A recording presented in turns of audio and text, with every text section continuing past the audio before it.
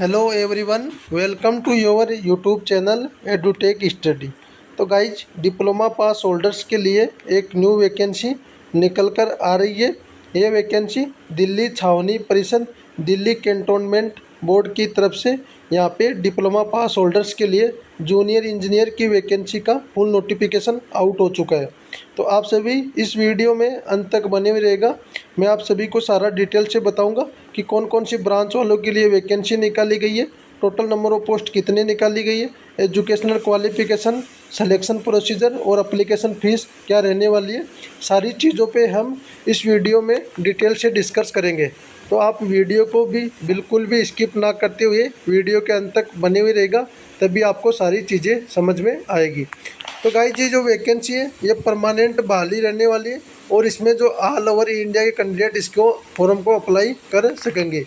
और ये वैकेंसी दिल्ली छावनी परिषद सुषमा स्वराज मार्ग दिल्ली छावनी की तरफ से ये वैकेंसी निकाली गई है। यहाँ से जो वैकेंसीज का जो एडवर्टाइजमेंट नंबर है, ये एडवर्टाइजमेंट नंबर देख सकते हो आप। और दिनांक 17/6/2026 से को ये आज ही की डेट में नोटिफिकेशन रिलीज किया गया था। और ये जो वैकेंसीज है इसका जो ऑनलाइन एप्लीकेशन है आपका लिंक है वो 15/7/2026 से अवेलेबल होगा। और जो आवेदन करने की अंतिम तिथि है वो 14/8/2026 तक आप इसके लिए आवेदन कर सकेंगे। Application without the documents are liable to be reject last date for submission of online application. यानी 14/8 के बाद आप फॉर्म फिलअप करते हो तो आपका फॉर्म एक्सेप्ट नहीं किया जाएगा, रिजेक्ट कर दिया जाएगा। बाकी जो वैकेंसीज़ की बात करें तो यहाँ से असिस्टेंट इंजीनियर की वैकेंसी निकाली गई है डिग्री वाले स्टूडेंट्स के लिए। और असिस्टेंट इंजीनियर मैकेनिकल की वैकेंसी रहने वाली है, जिन्होंने डिग्री कर रखा है मैकेनिकल में उनके लिए।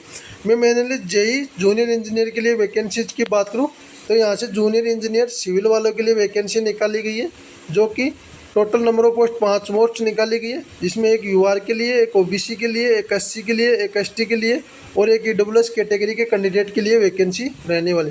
पे लेवल 6 के अंतर्गत ये वैकेंसी रहने वाली है, जिसका ग्रेड पे आपका 4200 ग्रेड पे की यह जॉब रहने वाली है। बेसिक आपका 35,400 से 1,12,400 रुपये रहने वाला है। एजुकेशनल क्वालिफिकेशन में आपके पास डिग्री है सिविल में तो भी आप एलिजिबल हो। इसके अलावा आपके पास 3 इयर्स डिप्लोमा है सिविल इंजीनियरिंग में, तो आप इसके लिए एलिजिबल रहने वाले हो। यानी कि आपके पास डिप्लोमा सिविल में है तो आप इसके लिए फॉर्म फिलअप कर सकते हो। जूनियर इंजीनियर इलेक्ट्रिकल वालों के लिए एक वैकेंसी रहने वाली है यूआर कैटेगरी के कैंडिडेट के लिए। बाकी पे लेवल और जो आपका ग्रेड पे वो सेम 4200 ग्रेड पे, और आपका जो बेसिक है 35,400 से 1,12,400 रहने वाला है। एजुकेशनल क्वालिफिकेशन में आपका डिप्लोमा रहना चाहिए इलेक्ट्रिकल इंजीनियरिंग में, तो आप इसके लिए एलिजिबल रहने वाले हो। बाकी अदर्स डिटेल में आपका जो एज है वो एज में रिलैक्सेशन आपको as per government of India Bharat सरकार के रूल के अनुसार आपको मिल जाएगा। SC/ST के लिए 5 ईयर्स का और OBC के लिए 3 ईयर्स का आपको एज में रिलैक्सेशन मिल जाएगा।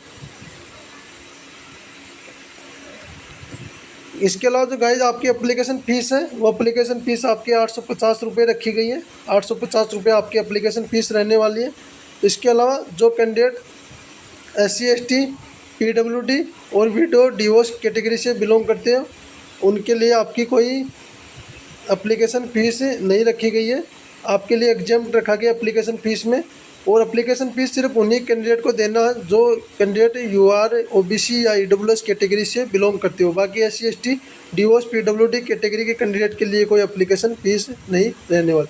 फॉर्म फिलअप करते टाइम पे आपको ये डॉक्यूमेंट्स ओरिजिनल स्कैनिंग करनी रहेगी, जिसमें मार्कशीट आपकी सारी 10th की मार्कशीट, सर्टिफिकेट या बर्थ सर्टिफिकेट, अब सर्विसमैन या विडो कैटेगरी से OBC सर्टिफिकेट है, या आपके पास जो भी आपके डॉक्यूमेंट्स हैं NOC वगैरह, ये सभी आपको ऑनलाइन स्कैन करना रहेगा।